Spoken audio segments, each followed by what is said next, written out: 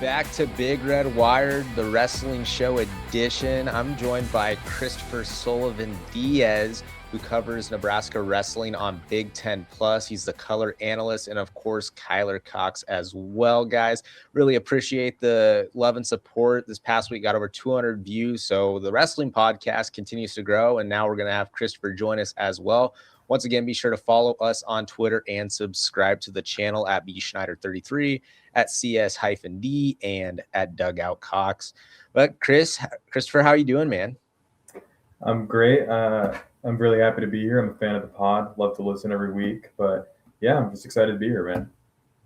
Well, for you two, we gotta start off by talking about Nebraska's weekend. A little bit of a disappointment, although they had the strong finish against Ohio State on Sunday. The Iowa duel, it seemed like this was the year Nebraska could finally pull it off, and wound up just really, I know it was 22-14, but Iowa dominated that duel.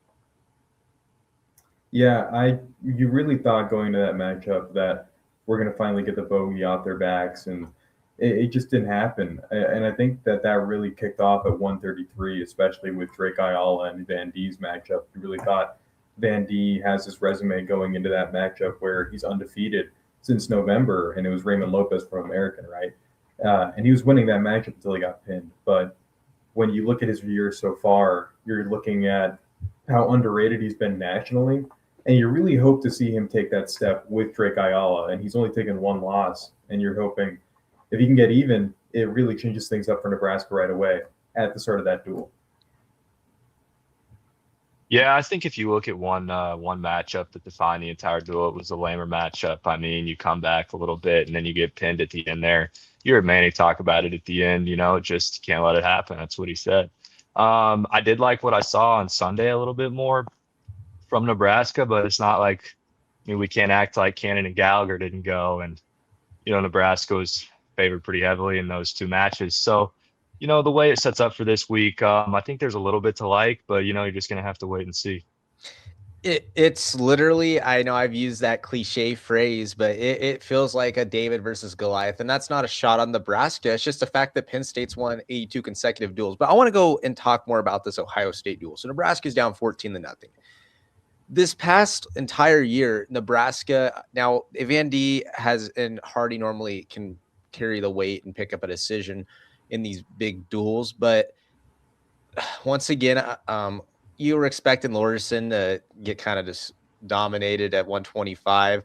You're not seeing it much from Lamer at 149, and Nebraska is just not effective there. But then when you get down to like a 14-0, you credit Nebraska for fighting back. That was amazing to see what Nebraska did. Sure, Antrell Taylor and LJ Araujo's wins were solid. I mean, Antrell Taylor was expected to thump who he was facing, but man, I'll tell you what, I was so amazed with Christopher Minnow on Sunday. That dude, he jumped up to number 4 in the Intermat rankings. I'm starting to think that Christopher Minnow might be a dark horse guy to potentially be in the contention to win the whole thing at 174 come March.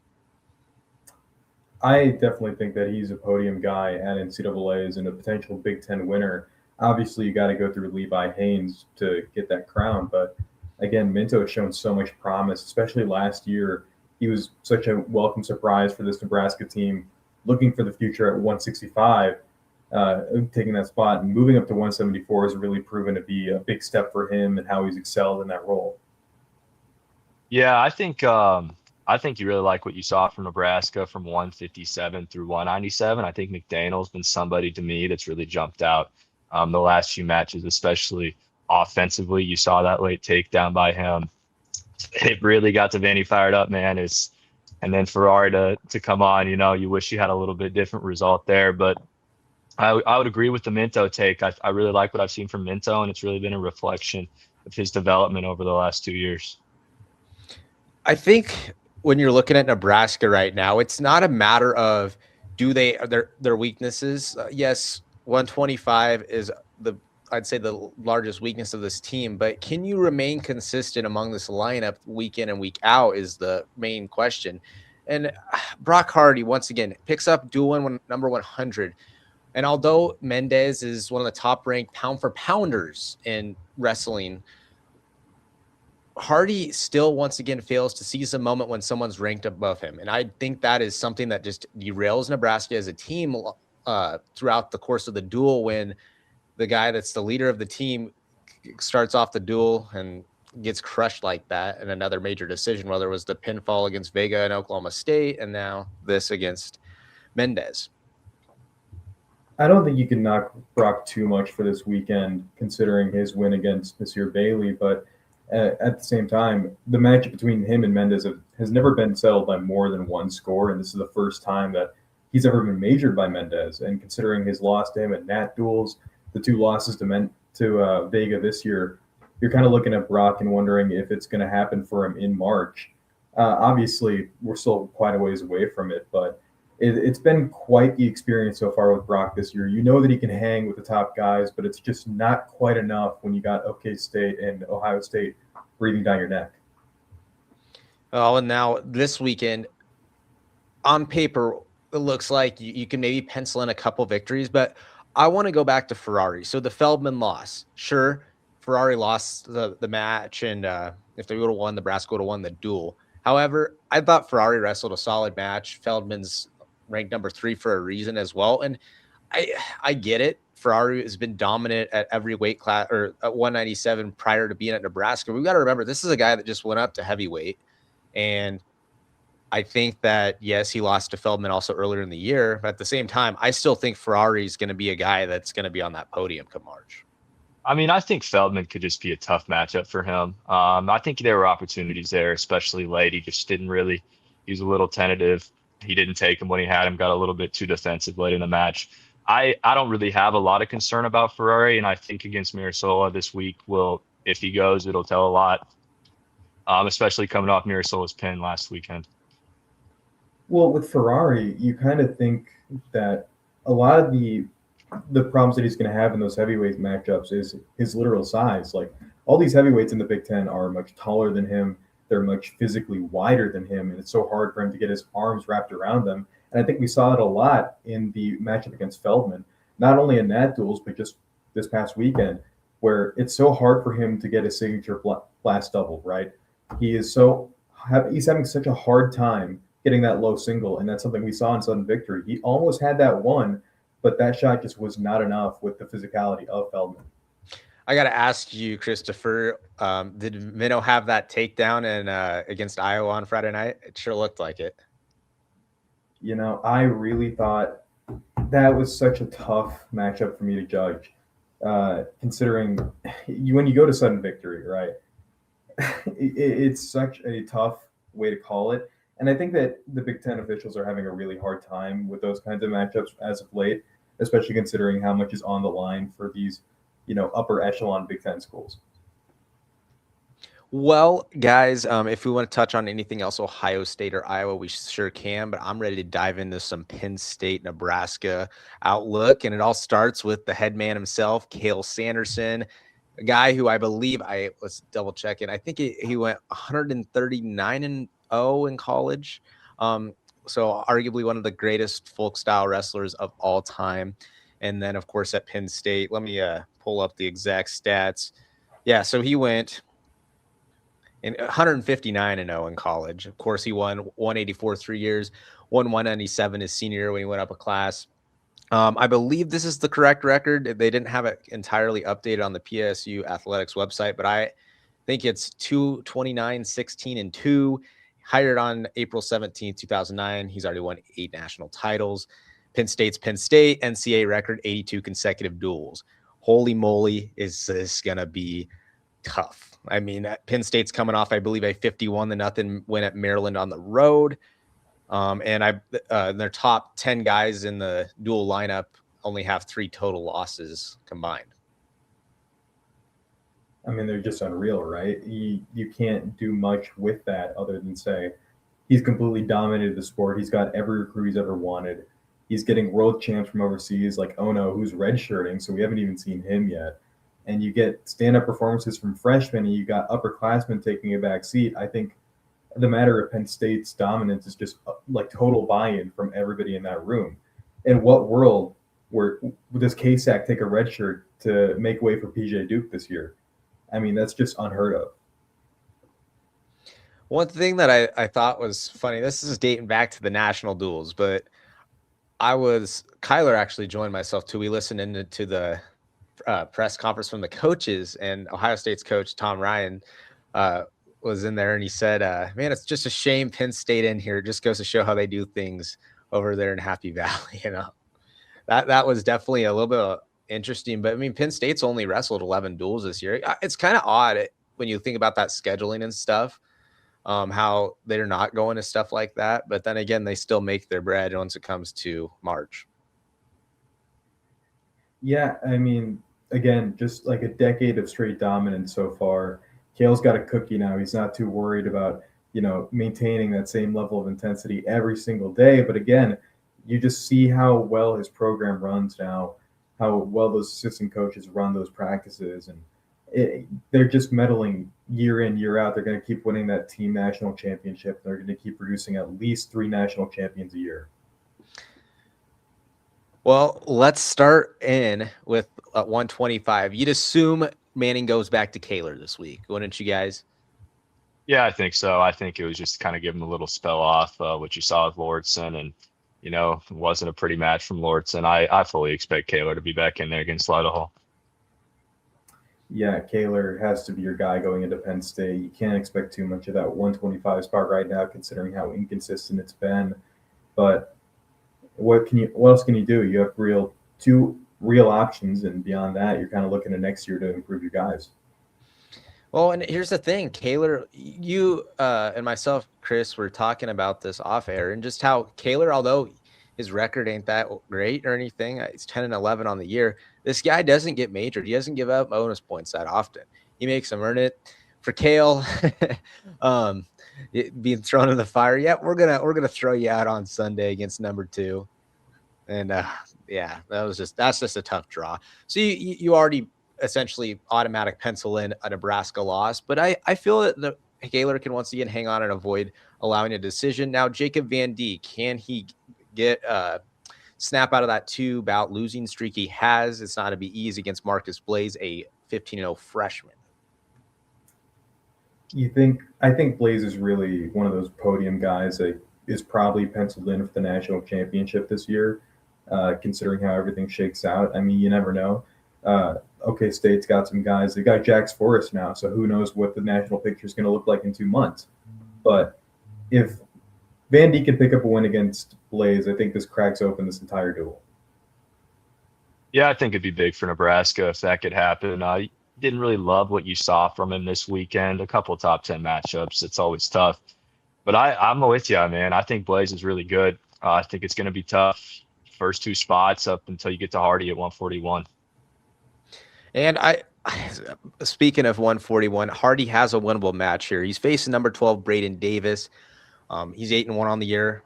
But still, it's going to be a tough bout, and it's going to be in Happy Valley. But if Hardy can pull this off, I'm not saying it needs to go out there and get a bunch of takedowns, but if Hardy can edge him out some way, then Nebraska might be like, okay, you know what? We threw a punch back. Now we're at 149 with Chance Lamer. And, of course, Chance Lamer is going to have his hands full as well, taking on number 1, Shane Van Ness, who's 14-0. I mean, think about that Maryland matchup that Shane Van Ness just had. He had 9 takedowns in the 3rd period alone. This is a guy that has an unlimited gas tank. And I think that's something we saw against Ethan Stiles against Ohio State with Lamer, where he just, in sudden victory, was so gassed out that at the very end, you just kind of saw him lay down at the very end. Where Van Ness obviously is going to be able to go round for round with you. Who knows what that's going to look like? It's going to have to take a lot of effort in that first 2 periods. I think it's going to be tough for Lamer. I also think that when you look back at how Lamer performed this weekend, I don't know that the decisions were necessarily reflective of the way that he wrestled, especially against Iowa when he just let up a little bit in the 3rd period. But yeah, I don't see it going Nebraska's way, especially against a guy like Van Ness. You prove a great point, Kyler, about Lamer. And you too, Christopher. Nebraska or Lamer, he battles, and then it seems like he runs out of gas. And now this isn't necessarily a finger point of the entire roster, but you notice that, especially against Iowa, a lot of Nebraska's guys, when it got to the 3rd period, it seemed like their conditioning was not near to the magnitude of an Iowa was. Well, I think that's also just pointing to wrestling style for Nebraska. A lot of their style relies on scrambling and wrestling through position. So when you're scrambling as often as these Nebraska guys do, of course you're going to gas out a little faster. And it just so happens to be that against your, top two opponents, these guys that are in the top five, they're going to have a much tougher time wrestling these guys because they're also well conditioned. These are guys that are primed for national championships. I'll tell you what, I'm not saying, definitely not predicting it to happen, but I could see Lamer giving Vanessa a tough 3 periods. Who knows? But then again, we've seen that as well. And then he gets put in a cradle and gets pinned. But then we get up to Antrell Taylor. And this is where I think this is the type of match where Antrell Taylor can not only set the tone that he was the 2025 national champion, but he's coming back to be the 2026 national champion because he's got himself a freshman who is 13-0, ranked number 3, PJ Duke. But I think Antrell Taylor is going to give him one hell of a match. Yeah, you've seen a lot of promise from PJ Duke, and you saw that early for Penn State fans where they were saying he should be ranked number 1. Obviously, he wasn't because he didn't go to nat duels and you didn't get to see the best of the competition that he had at that point in the season. But from then on out, he's been magnificent. And Antrell, of course, has plenty to prove, and I think that that's a serious repeat candidate for the national championship. But again, I just think that with this kind of matchup, you're relying on Antrell to show his experience, show exactly why he's so good wrestling from the knee. Just the physical matchup between him and PJ Duke is going to be a little overwhelming for Duke due to the upper body prowess of Antrell Taylor. So you're leaning more. Sorry, go ahead, Kyler. Sorry. I'm just going to add on to that a little bit. I think you like what you saw with Antrell against Maddox Shaw. He did what he had to do. A lot of people were looking forward to that matchup against Cannon, but here's his chance to go show that he's got it against another top 5 guy. Coming off a pin against Mekhi Neal, though, I mean, everything you said, right? Going to be tough. Two potential podium guys come nationals. It makes you wonder if Penn State's going to rest a couple guys. I'd assume at least a couple divisions. I wouldn't be surprised if they rest heavyweight for sure. And maybe Nebraska rolls out with Zyle. We'll get to heavyweight later on. But LJ Arujo, this redshirt freshman, has another upperclassman, and now he's facing number 1 at 165. Just the Michael Messenbrink, junior, 15-0 on the season. So here's the thing, Kyler, you kind of painted the picture really well about what you've seen with LJ this season. Yeah, for me, just a lot of up and down, right? Started out, I mentioned it to Manning one day. He's shown that he could win in a lot of different ways early on in the season. And lately, the offense just hasn't really been there. I do like how he rebounded on Sunday. But you're going against the number 1 pound-for-pound guy in the NCAA. I think it's going to be another tough one for the freshman. Yeah, I mean, we were talking about this on the broadcast, and he had like 11 straight ranked matchups, and the physical toll that it has on him. And it's not just ranked matchups that are like, this guy's number 25 or this guy's number 33. These are top 15 guys week in, week out. And he's still sticking in there. Sometimes he'll give up a few more points than he should, but LJ has just had a great year in terms of maintaining a status quo for himself and never really letting up out of position. He's always trying to score. And I think that's what's going to add to his game going forward, where he's going to be more of a volume shooter later on. Yeah, and like you pointed out, not only are they ranked high, they're upperclassmen. The 165 is very top heavy with upperclassmen. I've noticed this season as well. But then I am so pumped up for 174. I'm calling it now. If I'm going to predict a Nebraska win other than heavyweight, I'm going to say it's going to be Christopher Minnow at 174. That dude is just on a tear. I hyped him up earlier, and I'm going to do it again. Although he's facing number 1 at 174, Christopher Minnow, would not shock me, and I'm going to say it now. He wins by decision. What do you say is score here for Minto to pull off the upset? He's going to have to get 2 takedowns, I'd say. I agree. I think that if Minto were to go into Happy Valley and pull off the upset, he's going to need 2 takedowns, but he's also going to need to secure riding time pretty early, because these Penn State guys are primed to ride you on top as soon as they get you in position, and they're going to eat away, and then they're going to get 2 takedowns on you straight out of that. Minto is just unbelievable. I've been saying this when he was at 165. And now that he's at 174 and he's still thriving, this is the guy that can take you to that next level. And when's a better time than now? Yeah, I mean, I think Minto's a guy that you continue to build around for the next few years. And, like you said, Bobby, I really like what he's shown this season, in terms of potential. Haynes is going to be tough, right? I mean, you get into these upper weights, man, and everybody's a number one. So it'd be big for Nebraska if he can pull that off. Yeah, it's almost to the point where you don't even need to mention what the Penn State wrestlers rank. Just know they're damn good. Just know they're damn good. But I'm excited to see it. And I liked once, I don't know what it is, but once Nebraska gets to 174, it's just like this, okay, clutch time, Christopher Minnow. And then we saw that with Silas this past weekend, pulling off back-to-back sudden victories. Now Silas is going to be challenged once again. I know he had the letdown against Gabe Arnold on last Friday night, but then again, Gabe Arnold, don't kid yourself. Gabe Arnold is one hell of a wrestler, although he wasn't facing Angelo Ferrari. So this week, Rocco Welsh, who defeated Angelo Ferrari when Penn State thumped Iowa. I think that Silas can hang in there, though, for 3 periods and maybe make this a match. I mean, you saw a lot of that ability against Ohio State, right? Silas hung in. He got that sudden victory win in a matchup that he was probably supposed to lose. But Silas is able to hang in with the best of them. We saw it against Minnesota with McAnally, going to sudden victory there. Gabe Arnold is kind of an outlier on Silas' season, and I think that's always been a weak point between him and Gabe. It's always been back and forth. You saw it at Big Tens, you see it in NCAAs. But Silas broke through last season, finally getting that All-American. I really like him in this matchup, but again, it's going to be so tough either way. Yeah, I think it's important for Nebraska, too, when you put in perspective 184 through heavyweight. I mean, you got 2 seniors that have just wrestled a lot, and I think that's important, especially when it gets down the stretch towards the end of the bout. As for Silas, I do think he can keep it close, right? We've seen all year at 184, sometimes the scoring hasn't always been there. It hasn't always been huge. We saw it against Minnesota. We saw it this weekend. So I think it's going to be tough, and he'll just have to feel it out a little bit. Well, and then we get up to Camden McDaniel at 197. Got himself another number 1, Josh Barr, who is undefeated. Sophomore versus sophomore. It's kind of weird.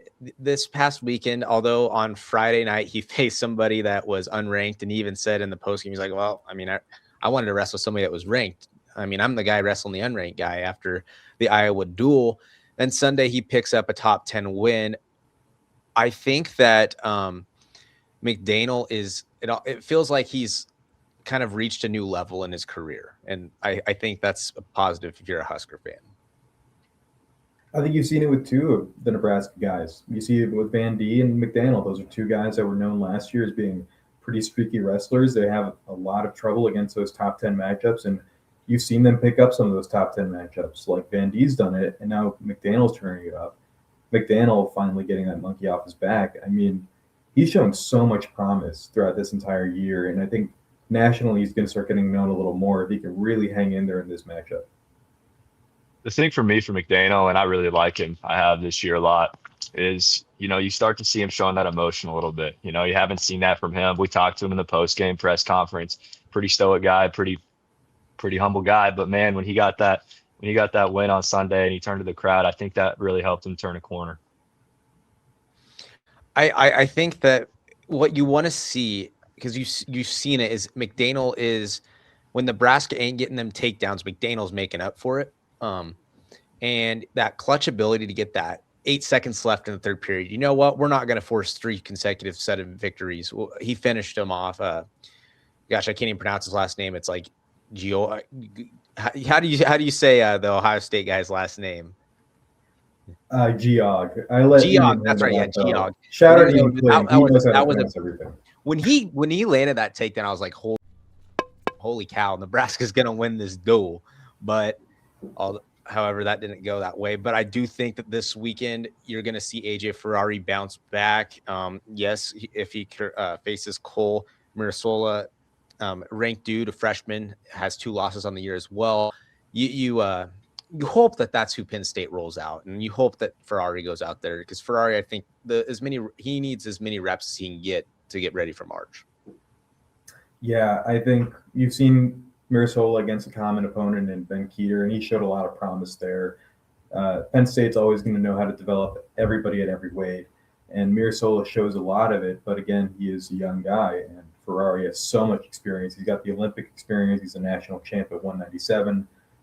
He's going to have a tough time regardless here because, again, it's heavyweight. It's an entirely new experience for him. He's put on a ton of weight to be able to do this for Nebraska, but I expect him to win handily. And if it isn't Ferrari, I think Ziola has a really good opportunity here as well. Yeah, I'm going to bounce off that a little bit. I would actually like to see Ziola, especially if this duel is out of reach for Nebraska. I think it'd be a really good opportunity for him to show what he has against Mirasola, as we talked about earlier, coming off a really strong performance last week. It's been a little while since Ziola has wrestled, so I think it'd be a good opportunity for him. I see where you're coming from, and I can see both sides. You think that Nebraska's probably not going to have a shot at this point. But I think that Nebraska needs to wrestle Ferrari. Like, get him as many reps as he can. I know Zola can wrestle a few more duels and keep that red shirt, but at the same time, I think you got to go full all in on this. Nebraska, you brought him in with a lot of NIL money out of the wrestling pool. But I got to ask you guys, do you have a rough score prediction where you're seeing the Huskers? How many matches do you think the Huskers could realistically win this Friday? I think if I'm penciling into, without even, looking at the probable lineups between the two, I'd say Hardy and Antrell give you your best chance of winning. Ferrari, definitely. So I'd say you can pick up about 10 points against Penn State. I would agree. I'm kind of in that ballpark as well. I think the Antrell and Duke matchup is going to tell a lot about both wrestlers. I think that, for me, is the one that I'm kind of on the fence about both ways. I do think Nebraska, they keep the scoring down a little bit compared to what you've seen Penn State put up in recent weeks, right? I mean, 150-0 in their last three. So I don't think you're going to see anything that high scoring, but that's kind of where I stand. I'll tell you guys what. I think Nebraska gets beat by 10 plus, but I would not be shocked to see the Huskers win 4 matches. Now, that's kind of bold to say against Penn State, but I see there is a path. You mentioned Hardy, Taylor. I would not be surprised to see Minnow pull off an upset. Who knows? Maybe you see somebody like McDaniel just shock the country at 197. And then, of course, at heavyweight, like you said, even if it's Ziola, don't kid yourself about Ziola. That dude's going to be a dude at heavyweight. And that's something we've talked about before. Ferrari, it appears he's going to have at least another year of eligibility, whether he comes back to Nebraska or not. It almost makes you wonder, well, would Nebraska consider dropping Ferrari down to 197? And who knows? But it's a good problem for the Huskers to have because Cade Ziola is going to be a dude at heavyweight going forward. Yeah, I don't think 4 matches is impossible for the Huskers at all. I think Minto does give you your best chance at an upset. And we've seen when this team wrestles at their best, they really can hang in with just about anybody. And you saw it against Ohio State. I mean, going down to the last matchup is huge for the Huskers. Of course, it doesn't end the way that you want it to, but again, this team could really hang in there with anybody when they're at their best. And that's what we saw last year at NCAAs. Got anything else to add, Kyler? Or are you ready to close out the show? I mean, I think he really hit the nail on the head. I don't know that there's anything else that you can add to that. I would like to see Van D wrestle well this weekend, though. I do think Blaze is a little bit superior in that area, but yeah, everything that Chris said. Well, right on, guys. We all appreciate you all listening. Sorry about the cutoff, guys. Went and got some ink today, so I had that a little bit unprofessional. But once again, stay tuned for next week's show. We'll recap Penn State and get the stage set for the Huskers going forward as well. Believe the next one after that will be the Huskers' final home duel against Northwestern. But once again, follow us on Twitter at bschneider33 at CS-D and at Dugout Cox. For Bobby Schneider, Christopher Sullivan Diaz, and Kyler Cox signing off.